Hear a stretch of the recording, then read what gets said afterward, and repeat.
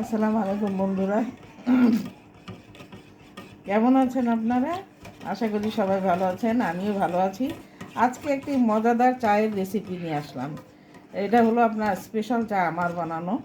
চাটা খেয়ে দেখবেন আপনারা। তো এখানে আমার ছিল কিছুটা কনডেন্স মিল্ক, সেখানে আমি দিয়েছি আপনার প্রায় 3 টেবিল চামচ আপনার গুঁড়ো দুধ মিশিয়ে আপনার জাল দিয়ে নিলাম, মানে গুলাই নিলাম আর কি। জাল দেওয়া, আমি সরি ভুল হয়ে গেছে, গুলাই নিলাম।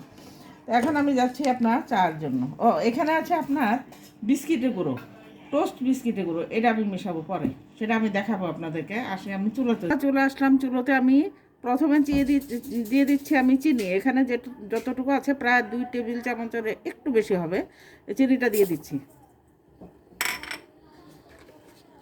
তারপরে দেবো আপনার চা পাতাটা 1 চামচ, 2 চামচ, 3 চামচ। আমি 3 কাপ চা বানাবো, তার জন্য আপনার 3 চামচ পাতি দিলাম। এটা বেশ মানে কিছুক্ষণ নাড়া দিয়ে পরে দুধটা দিয়ে দেবো। একটু চুলাটা এইভাবে কমিয়ে রাখলাম, আগে চিনিটা গলুক। আবার বেশি গলানো যাবে না, কারণ এটা ক্যারামেল করবো না আমি।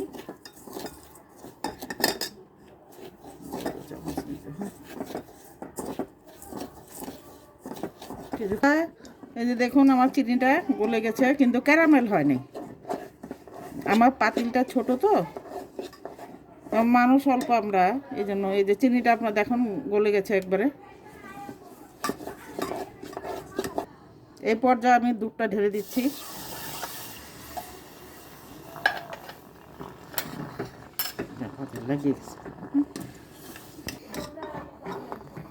বন্ধুরা, এই যে দেখুন আমার চাটা কি সুন্দর হয়ে গেছে, আপনার কালারটাও চলে এসছে। এখন হলো আমার বিস্কিটের গুঁড়াটা মিশানোর পালা।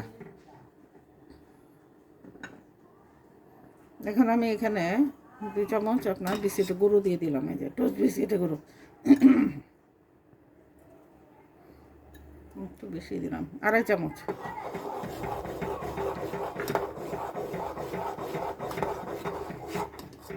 বিস্কিটের গুঁড়োটা আপনার অ্যাকচুয়ালি আপনার এটা চায়ের ঘনত্বটা বাড়াবে, আর খাইতেও আপনার খুব টেস্ট।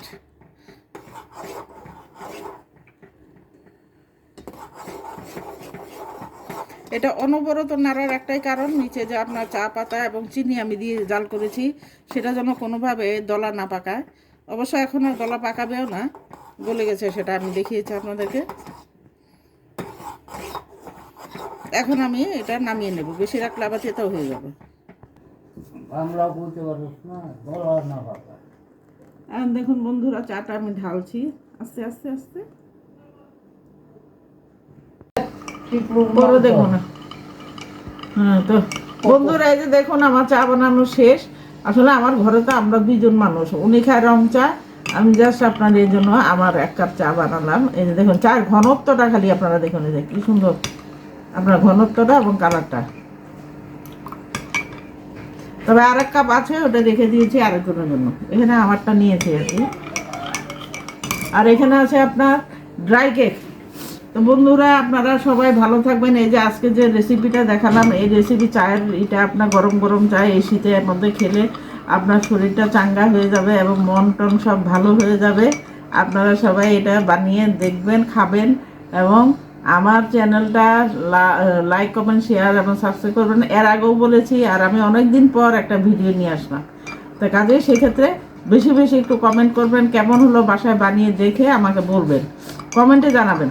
তা আজকের মতো শেষ করছি। দেশে প্রচণ্ড শীত, সবাই একটু সাবধানে থাকবেন, কারণ যারা বয়স্ক আছেন তাদের অনেক সময় ঠান্ডা লেগে যায়। আমি নিজেও বয়স্ক, আমিও সাবধানে চলি। সবাইকে আপনার শীতের শুভেচ্ছা জানিয়ে আজকের মতো আমার ভিডিও শেষ করছি। সবাই আপনারা ভালো থাকবেন। নির্বাচন আসছে সামনে, ভোট দিতে যাবেন, নিজের নিজের অধিকার মতো পছন্দ মতো ভোট দিবেন সবাই। সবাইকে ধন্যবাদ। আল্লাহ হাফেজ। আসসালামু আলাইকুম।